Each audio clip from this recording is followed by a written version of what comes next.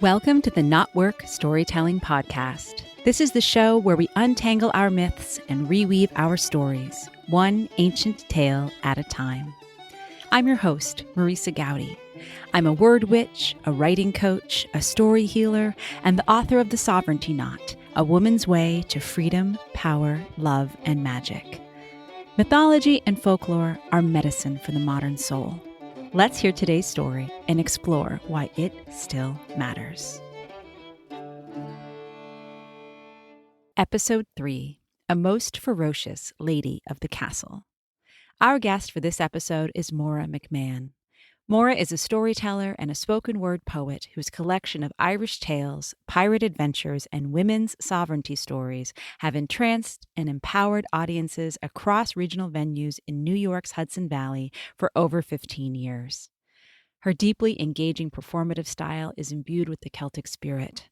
As a character performer, Maura has embodied Grace O'Malley and the Grey Sea Hag, as well as Hippolyta, the Amazonian Queen. My family most loves seeing Maura when she appears as Mrs. Claus of the Hudson Valley. Maura McMahon comes to tell us a story of a bold, complicated Irish woman of the 17th century who shares her beautiful name. Maura, thank you so much for being here with me tonight. Oh, this is a great pleasure. Thank you so much for inviting me, Marisa. Yeah.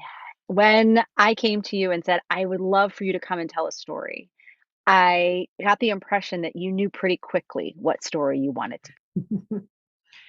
It was something about how you asked about what kind of story. It was stories of myth and folklore that interact with our lives and give us some context and way to figure out what's going on now based on stories we knew before. And I think I answered you almost immediately and said, I know exactly which one. And I know exactly which woman I want to talk about. And the wonderful gift to me was that you knew this character and you knew this story and you have your own experience of her from your time in Ireland. And it just seemed like she was with us and saying, yes, girls, let's sit down and have a cup of tea together. 100%. Yes. Divinely meant from the beginning. Exactly. So is there anything you want to say before you dive in to tell the story to give us a little bit of framing for this? You are the one who tells stories so often in life. I would defer to you and how you want to offer her to us. Oh, thank you so much. The way this story came to me was such a beautiful act of friendship. And the first time I performed as a storyteller professionally was about 15 years ago. And my first show I did with a wonderful master storyteller named Jack McGuire. And he and I just had a wonderful time collaborating with one another. And a few weeks after the show, he sent me a gift in the mail, brown package. And in the package was a small paperback book. And the name of the book was 6 Ferocious Irish Women. And I was like, oh, does this guy have my number, right? He absolutely connected with me just right. And so I open up the book. It has 6 chapters, one for each ferocious woman. And chapter 2 was about a woman whose name is Maura McMahon. So in case you missed it in the intro, folks, my name is Maura McMahon. And I was, all lit up because I'm one of those people, and I know my friend Marisa is too, and probably people who listen to this podcast.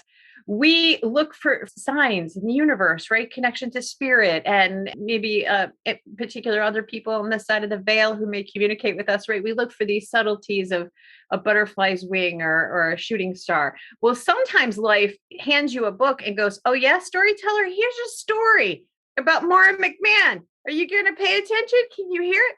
So I was in from the get. And what I just found out in the first 2 sentences was the reason that Maura McMahon was such a part of Celtic myth and folklore was because of the great number and variety of her husbands and lovers. Oh, yes. Let's get to know each other. So this was really, really fun for me. I've carried this story with me and told it so many times in the 15 years since. And as from one Maura McMahon to the other, I have grown in, I want to say grow up, but I was already grown up. I grew into her. She grew into me. And I have actually been able to use her story in ways that now I feel have given me the bravery to tell my own story. But when she came to me, and this was in my 30s, It was just after, the experience of an awful, difficult marriage had ended. I was telling stories and myth and folklore kinds of things. I think in a way because I could not tell personal stories then. I've only really in the last 2 years been able to start telling my own personal stories. That's a huge growth, a huge leap for me. And at the time, for me, diving into characters like her was really a way to escape. Storytelling was the original going to the movies, was the original Netflix. The original binge watching so I think it was an escape for me, but it really wasn't, because when we separate out from our daily lives into story and experience that, what it actually offers us through themes that of course repeat across different geographies and different times, it gives us a way when we come back into life to understand it better, hopefully, or differently. And that's what this gift was. So without further ado, Maura McMahon was born in Bunratty Castle in County Clare, Ireland in 1616. Her father was the Earl of Thomond. Now, Bunratty Castle today is a 4-star hotel. Actually, you can go stay there should you like to. And like so many stories of Irish women that I love, she was someone who had a different idea about her life and how she was going to live it than her powerful father. And so, like many other stories, she gets to be a young woman and decides to leave home and marry someone of her choice instead of probably who her father would have wanted her to marry. And so she leaves the comfortability and safety of her father's keep and goes, out into the world with a man who I believe her first husband's name was Donal. And every time I think to myself, I should look that up. I think it's Donal and I'm not sure. I thought to myself, we're talking about Maura McMahon, who had at least 25 husbands and lovers in her life. I don't know that she would remember his name, especially. So I always think it's fine to not really remember for sure. I'm pretty sure it was Donal. She's probably pretty sure, something like that. They go out and they quickly have a couple of children. And unfortunately, he also quickly dies of consumption. And here she is, Maura in 17th century Ireland, a single mom, not a roof over her head, unable to take care of her family. And, I don't know if there's no information about how long she stayed in that situation. I kind of think that she probably took some time to really try to figure it out as such a strong-willed person. But eventually she does coalesce and return to her family and her father and have that humility, that moment of humbleness to say, I'll do what I need to do. And it's always hard to think about that. I was right and you were right and I was wrong moment, but she had that moment. And so her father, to his credit, was never one to say, I told you so, or things like that. And actually, her father, the Earl of Thomond, was a strategist. And at the moment, the MacMahons of County Clare, Ireland, were in a hot debate with the O'Briens of County Clare, Ireland. And apparently in 17th century Ireland, the O'Briens and the MacMahons were very often at odds with one another. And so at this particular time, they were arguing over the thing that Irish families always argued over, which was property and cattle. And I always think of all the husbands and lovers Maura had, there was one thing she loved more than a man, and that was real estate. And if you know Irish people, you know this to be true. So, especially at this point in the story where I always kind of have that vision of Scarlett O'Hara in Gone with the Wind, where she has like the earth in her fist over her head. And she's like, as God is my witness, I'll never go hungry again. So I kind of feel like she had that desperation of her spirit of, I'm going to do whatever I need to do. And yes, here we are. So they're arguing over this one particular property that was called Leamaneh. And it had a 400-foot tower on it and really nothing else. And it was very strategically placed. It was a lot of land right on the edge of the Burren, all the way out to the western coast of Ireland, out to the sea. And so in terms of like strategic placement, this was a very valuable piece of land. And so that's why they were so hotly debating it. So her father says, well, actually, you're welcome back home, Maura. And the O'Briens have a son who's not yet married.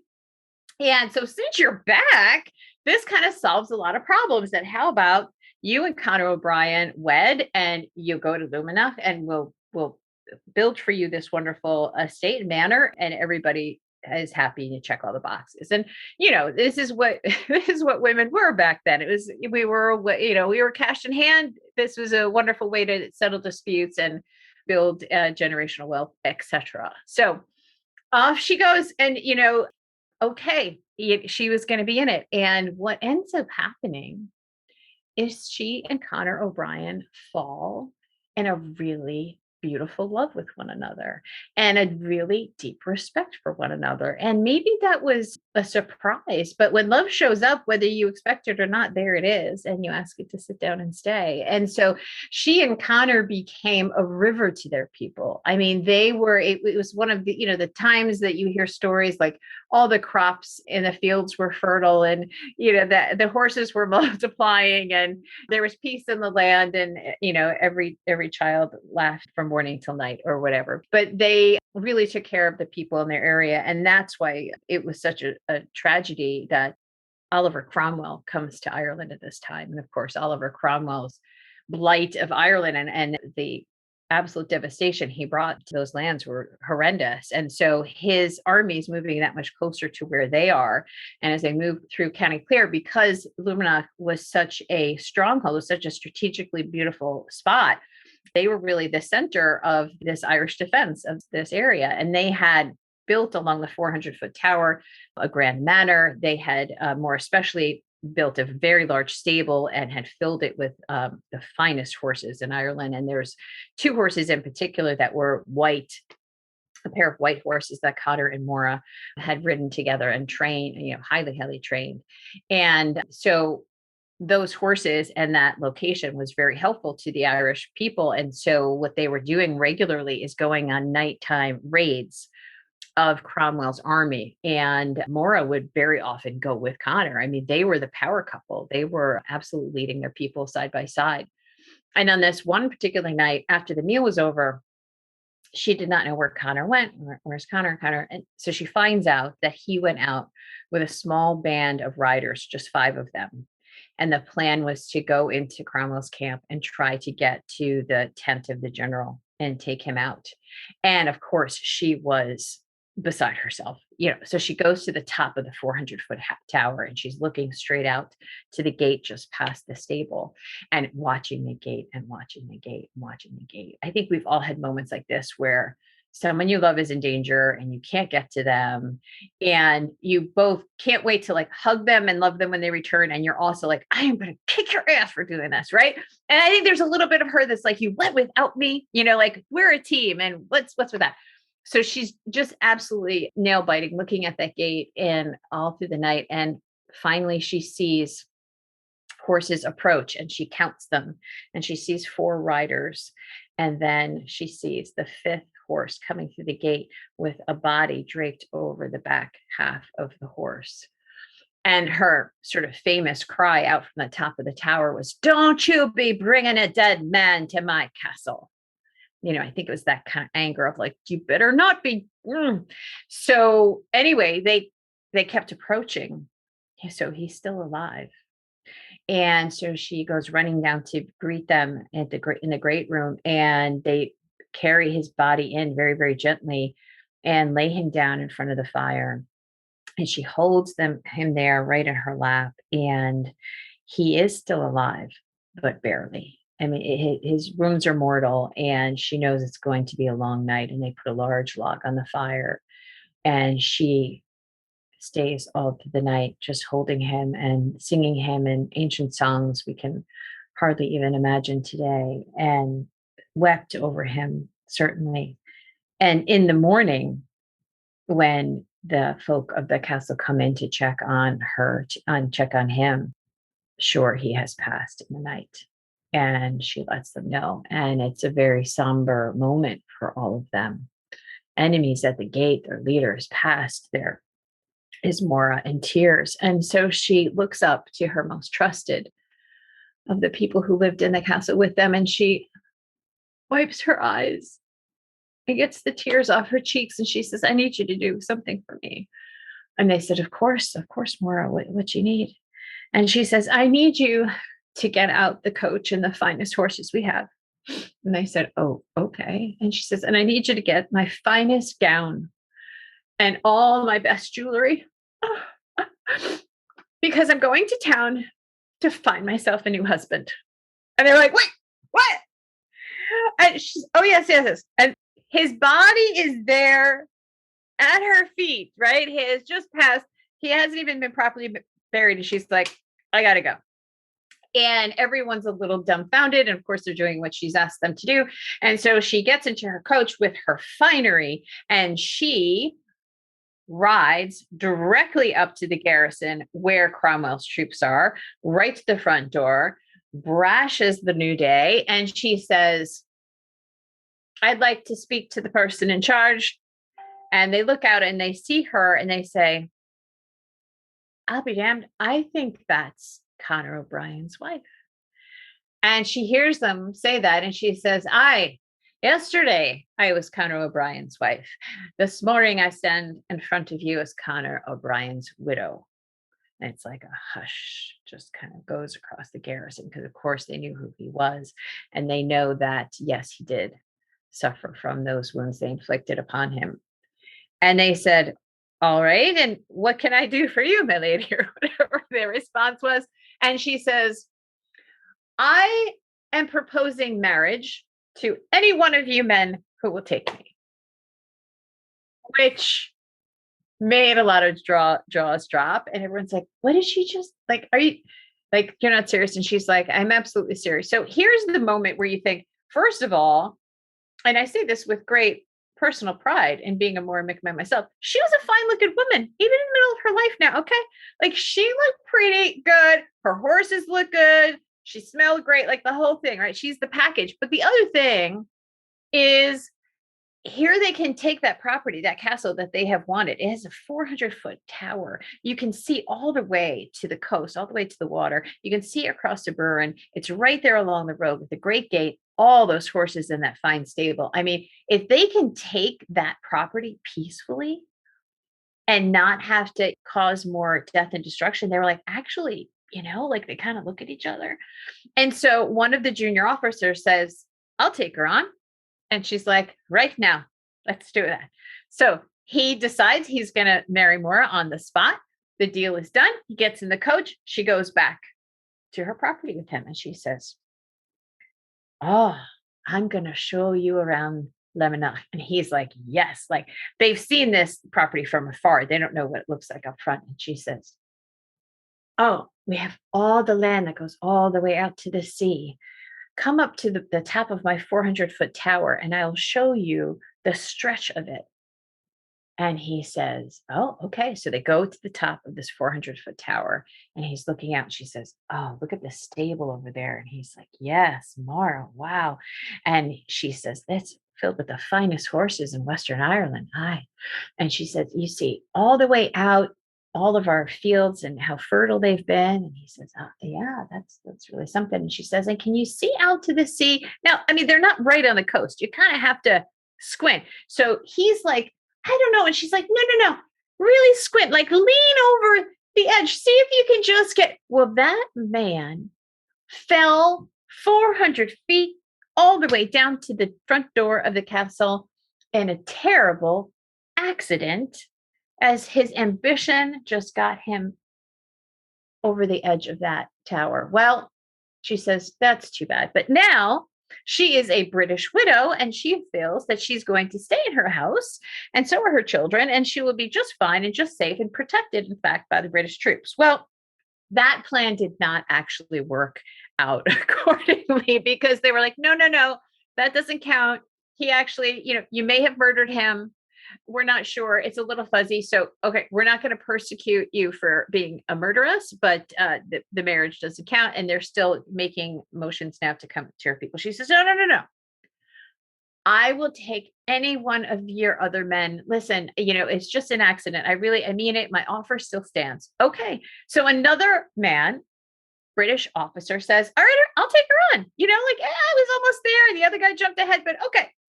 So gets in the coach after the ceremony. She takes him to Leamaneh. She says, oh, okay. let me take you to the top of the tower so you can see all of their property. And he goes, no, no, no, sister.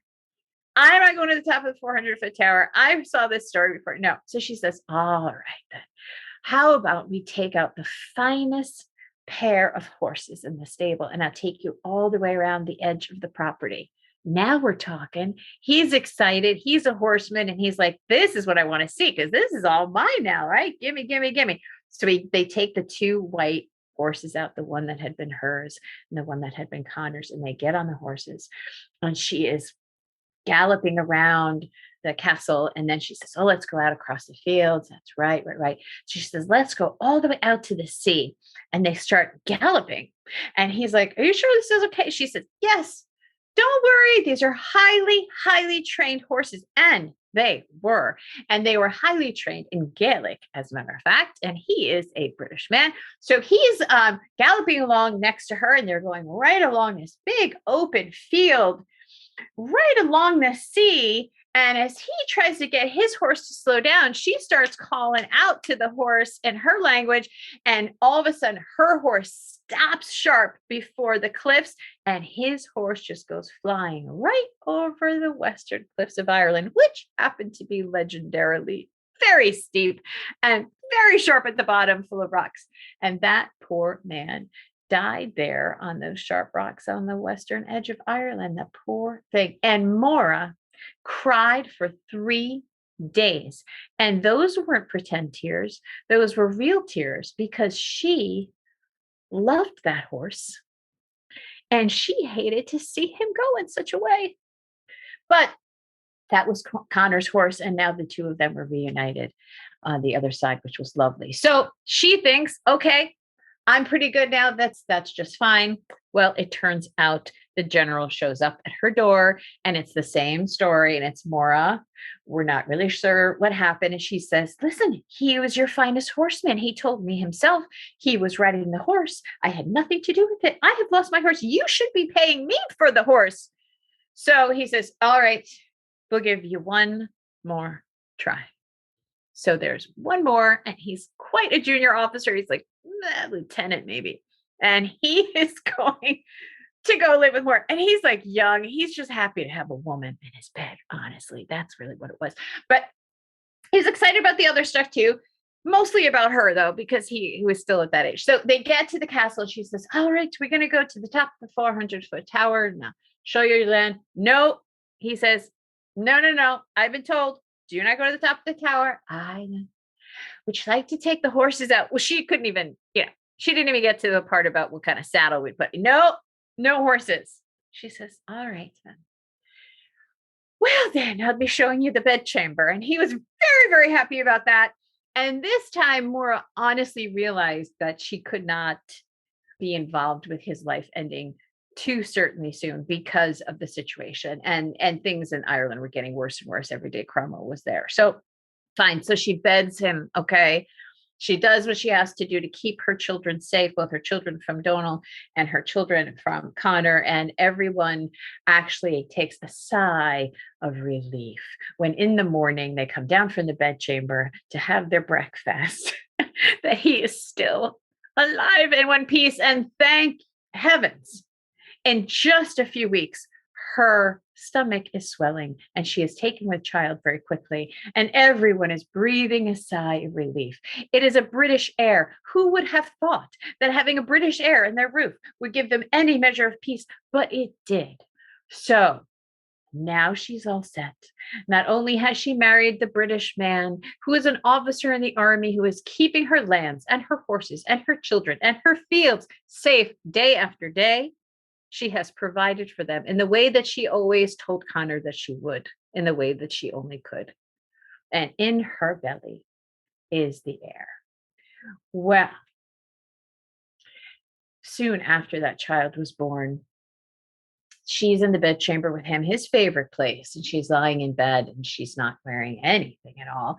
And he is shaving himself in the mirror with a straight razor, and he has the bowl in front of him and he's rinsing it and shaving, and he looks out the bedchamber window and looks out across all their lands, the lands that stretch to the edge of the sea. And he just takes the moment and he looks at her and he says, Maura, aren't I the luckiest man in the world? And she says, aye, you are. And he says, I live in this beautiful castle. She says, yes, I know this. Yes, I know.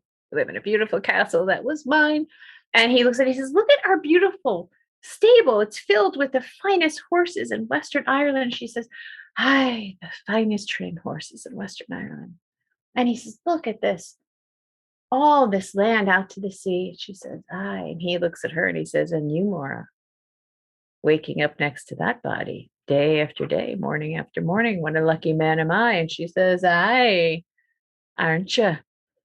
And as he's shaving, he says, you know, I'm so glad I took Conor O'Brien's life that night.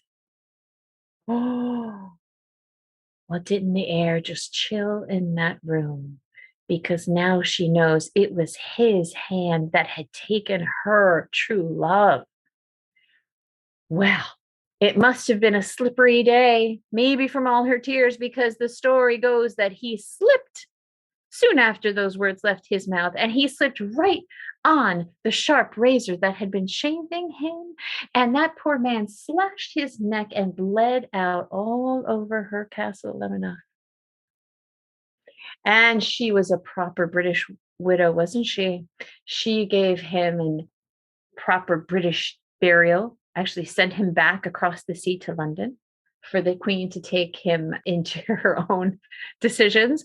And finally, Maura was able to live sovereign in her castle with her new child, who would be raised to think he was Irish, even though his blood was British, but his blood had saved his brothers. And that was the thing that had mattered. Now, over the next 2 or 3 years, actually, Cromwell's situation fell to pieces. The British kind of left the Irish alone for a particular amount of time, long enough for some of the old traditions to come back, thankfully. And when they were left to their own devices, the Irish people took to something that was called hand fasting. And I love this part of Celtic law because I feel like in my modern day mind from 2021, I think, wasn't this very wise and clever of them? And so a lot of people don't know. Hand fasting would be this. 2 people decide they're going to be committed to one another, and they would come together in ceremony and declare that. And what they would say is they would give a course of 1 year to see how everything was going to figure out. Now, really, for younger people, this was probably more of a fertility promise, because what you would hope is that within that first year, both of the people would be fertile and a baby would come. And this kind of gave a man an out if the woman wasn't going to be able to have his children. So that's actually, I think, what it was all about. But isn't it nice to think that they were just going to see if everybody got along very well and the chemistry was right? And if they had separated within the first year, going back to land and cattle, if you separated within that first year, everyone keeps what they had before. You keep your land, you keep your cattle, and all of the real estate stays with its proper owner. However, if you stay with each other more than a year and a day, then this is a proper union that everyone is doing with full information and authorization. And you might still separate later on, that they were aware that that could happen. But if that happened at that later part, everything would be split in half, which is really kind of what we do now. So this was a very interesting thing. And the old ways came back now that the British were gone and hand fasting returns. And Maura decides this is a terrific idea because she hasn't really had anyone that she really of her choice for a very, very long time, really. So she decides that she will take a lover. And she takes this lover into her home, into this beautiful bedchamber, into this beautiful house that sits along the land on the coast of Ireland and reaches out to the sea. And doesn't that man who she takes as a lover enjoy the most amazing year of his life? And on their anniversary, she would wake in the morning and roll over and say, oh, my darling, what a wonderful year. It's been 365 days of riding our horses and dining on beautiful food and sitting by the fire and sharing stories and songs. And hasn't it been lovely? And they say, ah, Maura, yeah. And she'd say, yeah, it's a shame you have to leave at the end of the day. And this poor man, What are you talking about? And she says, oh, yeah, my servants have already packed your things. They're out at the gate. I wish you all the very best.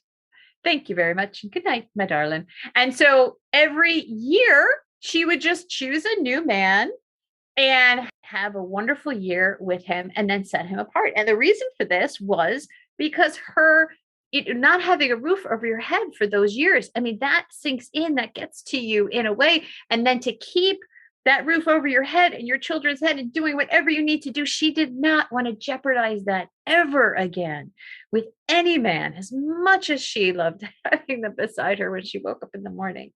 Now, what ends up happening at the end of her life is her son, who was the British son, was able to be a landowner, and he builds this wonderful castle called the Leamaneh Castle, which is a 5-star hotel today. So see, in one generation, they earn a star. I'm a hospitality person, so it's important to me. And that's actually where Maura dies. She dies in Leamaneh Castle, advanced in her years, and I don't know what she dies of, but I will tell you this, ladies and gentlemen, she did not die of boredom.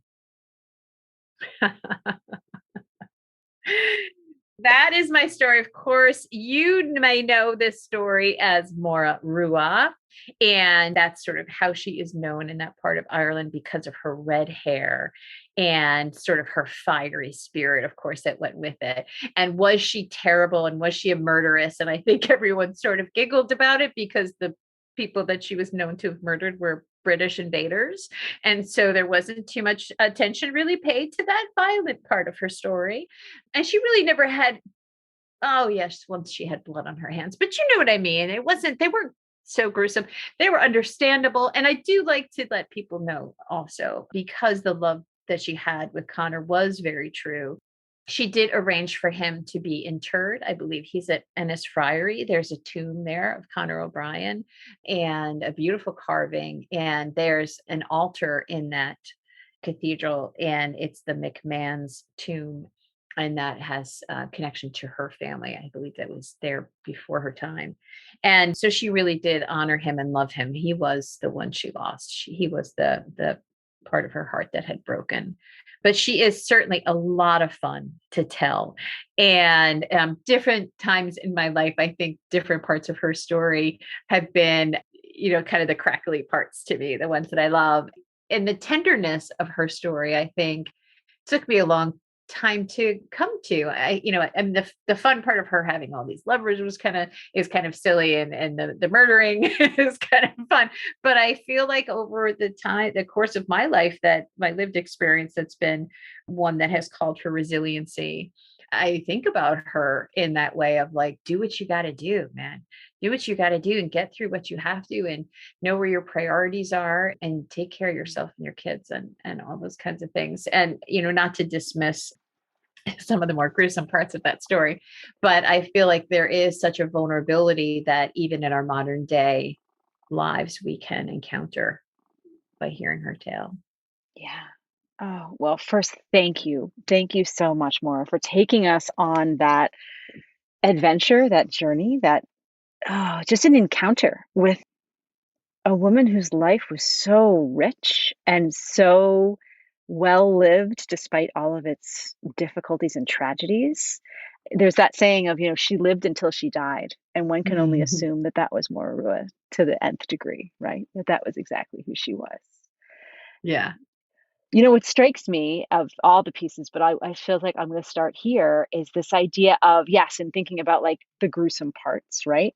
But in the sense that, she was her own kind of warrior queen, albeit 1,000 years after Maeve and the other queens. We may find it a little easier to celebrate because this is a little closer to our modern day. But, there are ways in which a man certainly would have been heralded for having taken out a British officer. And she was kind of doing her part for the war effort in certain ways. Take it to the World War II generation, perhaps. That was her way of fighting back against the man. Not that we want to continue our divisions between nations, but it's deeply bred into the land of Ireland in terms of how you deal with invaders and what you do to take care of your own. Absolutely. Absolutely. I mean, all of it as a young woman, that eating crow moment of going back to your parents and saying, I thought I knew, I thought I knew a lot about the world, but you were right. Identify with that sometimes. Definitely her resilience of I'll never go hungry again kind of moment I've connected to at different times, Mm. waiting at the tower and sort of being angry at someone for doing something brave that put them in danger. I'm at the part of my life now, I think, where she was of thinking about your suitors as companionship, like those local Irishmen, the lucky ones that had the year with her at the end. It's like, it wasn't about building me a castle or giving me children, or it's just like, could you just be a good companion to me and make sure you're not putting a liability on anything in my life? That's kind of where I am now. But there's also been a very recent conversation I've had with someone that came about by sharing the story that I wanted to bring into your podcast, knowing the topics that I thought was fascinating. So you've been in some storytelling places with me and have heard some of the poems and stories I tell. And I think when they all come out at once, when I'm meeting someone for the first time and they're sort of in a place where I'm sharing my gifts, let's call them, with someone, when you have them all at once, like quickly, what I realized is, and I'm sure you know this, but I guess I just didn't have the awareness myself. A lot of my stories have really strong female characters, like really imposing female characters. And that comes out. And I know that's because I needed to plug into that power and get that feeling from it.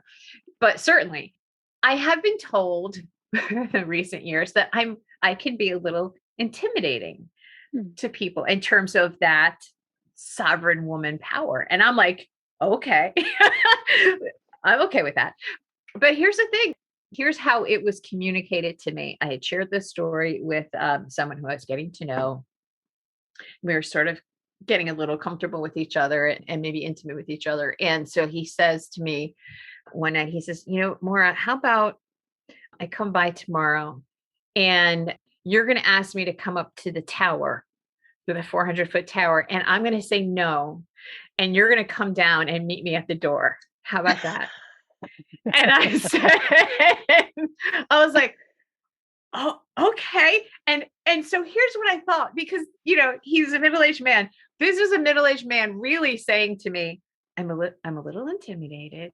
Mm-hmm. And I'm feeling it's a little risky for me. So I'm going to kind of play it safe. And could you meet me in the middle? Could you meet me in a place that feels safe? And can we take it from there? Right. But that middle-aged man wasn't going to be able to use that emotional language with me. And instead, in a really beautiful way of saying, all right, she's a storyteller. I have to say this in a way she'll understand and get me, which was just brilliant. This is what he said. He used the architecture of the story to say, you're up there throwing men off the side and, throwing them out to sea. And is it okay if I'm just here? And can you just be here with me? And that was just lovely. And I thought, oh, how else can I use this story to communicate other things? Or can you use those devices of big feelings? Because there's a lot of different feelings to unpack in this story. And so I'm sure I'll find other ways to integrate this into conversations that might otherwise be difficult to have, and use that construct as a way for me to hear it in a way that I will be able to really respond in a proper way. So, yeah, I so appreciate that, because I feel like we often talk about, stories are currency, and we use stories as our vehicles to communicate and express what's deepest and hardest to say. And sometimes that's easy to say, but you told us a story of using a story that makes it real, makes it more real that stories work in that way, which I just find so beautiful and remarkable. And it does also say, right, look in a partner, whoever they may be, in conversation or in romance, are they a good enough listener that they're hearing the story and picking up on those pieces and saying, oh, I see myself in your story. They could see themselves in your larger story. It seems like a beautiful, if not a test, at least okay, I'll open the door when I come downstairs. He was like, if I jump into her story, I'm going to die. That's what he was like. I am in danger. I should run. Right. I think it's probably more accurate, but it was, but I had to stay there and say, I said, that story's not about me. And he's like, oh, the one about Maura McMahon? And I'm like, right. But that's not me. And then, you have to say, I've been carrying this long enough and telling it long enough. There's a lot of me in there and it's really recognizable, sister. And you just got to deal with it. Right, But right, anyway, right. it's always a really fun one to share. Yeah. Yeah. Well, when I first heard that story, can I tell you how I first encountered Maura? Yeah. So I was a junior in college studying abroad in Galway, and there was a tour bus that would go from Galway out to the Cliffs of Moher, all through the Burren. And there was a man named Desmond who was about 5 foot nothing and had the strongest accent you would ever hear. And you know that all the other American tourists would pretty much come home and say, "Oh my God, I met a real life leprechaun," And so Desmond had a soft spot for his Cara Village girls. Now we lived in Mm. this, it was a, dorm community essentially just up from the university. And to him, we were all the same girl. And he would just allow all of us to ride for free. I love my Cara Village girls. And he, it's my friend was Maureen and I was Marisa. He made it sound like I was like from the Riviera, which was brilliant. And would take us on this road. We went many times for free. He never charged. I brought my mother and my grandmother and my great aunt. Oh my And he's goodness. like, "I'd never charge anyone from Cara Village." I'm like, there's hundreds of students who live here. So I don't know how the bus tour company existed, but we always seemed to be the only ones he picked up that day. And so the bus would go by there and he would tell the story in a very abbreviated tone. In the version I heard, it was as if she had murdered all 25 of them. So I so deeply appreciate getting the other sides of Maura, that she was not just, in a way, it almost sounded like she might have been some sort of evil sorceress who was like, ensorceling these men and tossing them all off the roof over and over. So I'm deeply grateful to get the whole story. But when my mother came with us on this tour, for some, redheads have this thing where, are we that fiery personality or are we not? And there's that sense of what is the bluster in the presentation and what is the reality. And it's always somewhere in between. But it's fun to say, oh, I might identify with that story. So I looked at her almost aspirationally to think about, well, how could I potentially use my power? My mother started calling my nickname growing up was Sessa. That's what I named myself when I was, as soon as I could talk. And so I became Sessa Rua for years. I mean, it in fact is an Instagram account I rarely use, is called Sessa Rua, because my mother called me that after hearing Maura's story when I'm 20. And it was as if we were playing that game of, young feminist discovering that the boys of Boston College were a bunch of bloody bastards and had very little interest. What would it be like to be that kind of woman? And do I have to be? Do I get to be? Is that what's required? Would that be more fun? And it became this, it was a joke at the time, but I remember always, and I've never really thought of it this way before, that there was also that little level of discomfort of, do I have to be bloodthirsty in order to be the heroine? And so just again to say thank you for giving my 20-year-old self that chance to recognize that there's also romance and companionship and loss and tenderness on the other side of that calculating, bloodthirsty, brutal warrior queen. So I'm on a tour bus right now, driving through the Burren with my mother. That really, thank you. Yeah. And I mean, it's all about, and I know this is a word that is just all over everything you do, but it's about her sovereignty Mhm. and her choice. And when she's done with you, she's done with you. And if you're British, then the only way out for you is death, and it's death. But when there was an opportunity to just break a hand fasting contract, that's fine. She would just do that. But either way, you got to get out of my stuff. This is my space. This is my home. And I built it with my hands and the hands of my true love who died. And so it's all about her choice. And I can see how your mom and you feeling feminist would think about that. And I always thought about the Rua part also, of like the blood, like the Macbeth blood on your hands, you can't wash off. Like, was her hair really red, or was it just that she was covered in blood because she was so ferocious? But and that made her one of the 6 ferocious Irish women. To be honest, I don't even know why she's not chapter 1. I don't remember what bitch is in chapter 1, but I just feel a little slighted that she was chapter 2. in that book. Is there any chance But there was a pirate before her? no, I think it was Biddy Early, who's another great character Oh, yeah. that you can talk about, and she was a healer, and so I think it was her, if I'm not mistaken. Okay. But Okay. I mean, I'm sure that all six were equally glorious or in various ways, but Maura McMahon is number one in our playbooks and number one in our hearts. Yeah.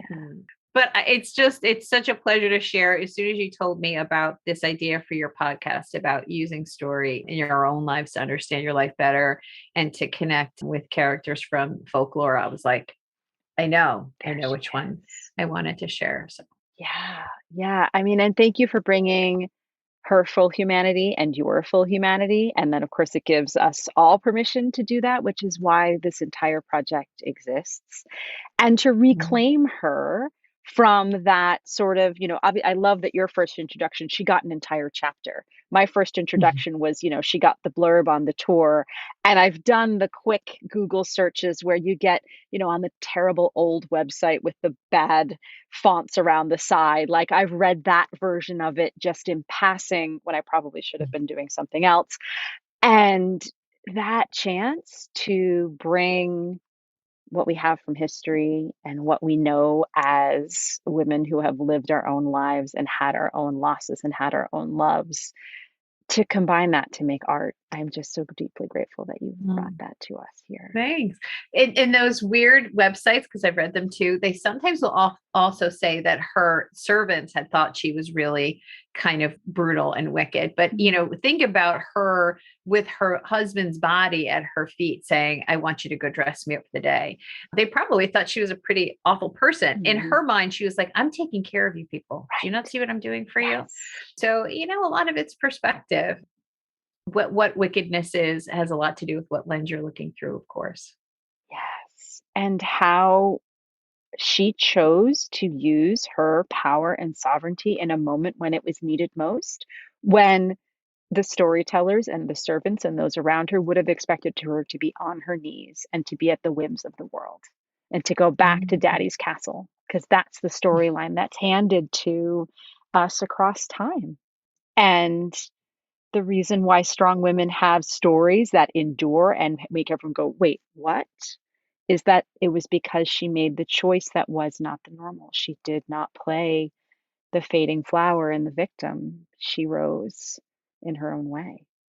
Yeah. And consorting with the enemy. And what is that really? Like I told this story one time at Garvin's in New Paltz. They have a Gaelic night. They used to be like the first Thursday of every month. And they had fiddlers, really cool vibe. When that comes back, I'm so excited. I'll sit. Can I sit beside you when it comes back? Oh yes. Oh yes. We'll have a pint. But when I got to the part where she proposes marriage to the British and she takes, like the room was about to, they were pissed at me. They're like, what? She goes to the British and she marries a Brit. Like, I guess they hadn't heard it any before. And they were really stunned. And I was just like, stay with me, people. And then of course, when they all died, there was a little bit of an excitement in the room, but consorting with the enemy. But think about if she had just been, like you said, at her knees as I'm a widow, poor me, take mercy on me. They wouldn't have taken mercy. These were ruthless armies that Cromwell brought into Ireland, and they were not being kind to anybody or merciful to anybody. It was really awful. And she saw the writing on the wall. So I kind of understand it now, but it did take me like a while of telling it to get her to that place.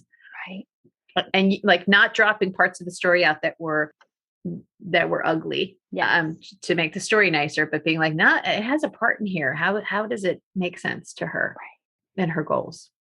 And that sense that when you walk into a story that has those was it the MacMahons and the O'Briens, who sound like the Hatfields and the McCoys? It's also the sense of the British and the Irish have that same sense of everybody knows the good guys and the bad guys, depending on your side, but your audience is coming in with their own set ideas as to what's right, what's wrong, who the heroine is going to be, who the hero is. And I'm sure you encounter that all the time as a storyteller. Whenever you tell something that's set in a world where people seem to know right and wrong, that must be a piece that you have to encounter and play with and decide how you're going to work with or subvert. Yeah, especially historical stories. The 1600s, for whatever reason, is where I always settle. And it's always spotty history. So you kind of have to fill in some, but not others, not other parts. But when it's really a person who lived as she did, you have to reconcile with those parts of it and figure that out.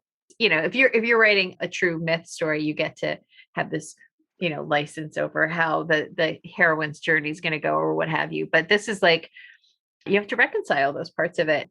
You don't want to redeem her because she was fully human. She certainly made some mistakes and took responsibility for them, Yeah. which is also good. You sit there and say, she was all right with herself at the end of her life. She made her decisions and was clear about it, and I don't think she regretted it. But she had a tough road to hoe. Yeah. And that's what sets mythology and folklore separate from most fairy tales, right? Is that she is allowed her warts and all because she can be the princess and the queen and the crone and all those different pieces, the harridan and all them, mixed in, because that's what makes a story real and compelling. Yeah. Well, For sure. Maura, I cannot thank you enough for being with us and bringing Maura here with Maura. It's been an utter delight, and maybe you'll come back again someday and do this again. Tell us another story. I know you have a few dozen up your sleeve. Whatever. I'm always working on different things. Yeah. Right now, I'm working on Helen of Troy, and that's going to be a collection of like 5 different stories, I think, is what I have now. And so that's kind of a fun thing for me to start. But I love live performance. You are a beautiful writer, and I always wish I was a writer, but I really just do more storytelling, and it just that's where I'm happiest. So I'm going to stay there. So that's going to be my next one. So who knows? Maybe season 2. Absolutely. Your podcast. Well, yes, as I look at Knotwork as being mostly inspired by Ireland and the Celtic fringe, I am also really excited to take us on voyages, take little coracles off to the Mediterranean, off to Africa, off to South America. I want us to, get on our boats and voyage off on our Imrov to go to, find new frontiers. So whenever you're ready to bring us some new stories, we'll voyage together. Wonderful. Thank you so much for the invitation. I am so excited to hear your podcast series. It's going to be really, really magical. And so I really loved tonight. Thank you so much for having me. The closest, best thing to sitting around the fire together. Thank you so much. Thank you for tuning in to the Knotwork podcast. Please subscribe and review the show on your favorite podcast platform. And do share this episode with other lovers of myth and story. By the way, everyone is a lover of myth and story, even if they've forgotten. You can find out more about my writing, my book, and how to work with me as a writing coach and story healer, as well as my online writing community and courses at marisagowdy.com. Follow the show on Instagram at Knotwork Podcast and join our listeners group over on Facebook. Music on the show is provided by the wonderful Beth Sweeney and Billy Hardy, a Celtic fiddle and multi-instrumental duo based on Cape Cod, Massachusetts. Our intro music draws together a number of tunes dating back to the 18th century and is entitled The Cape Breton Salute. Find more about their music and shows at billyandbeth.com. Gratefully, I live, write, work, and record this podcast on the ancestral lands of the Munsee Lenape tribe, whose name means original people. Remember, ancient stories are medicine for our modern maladies, and your stories can help heal the past, anchor us into the present, and create a more beautiful, sustainable future.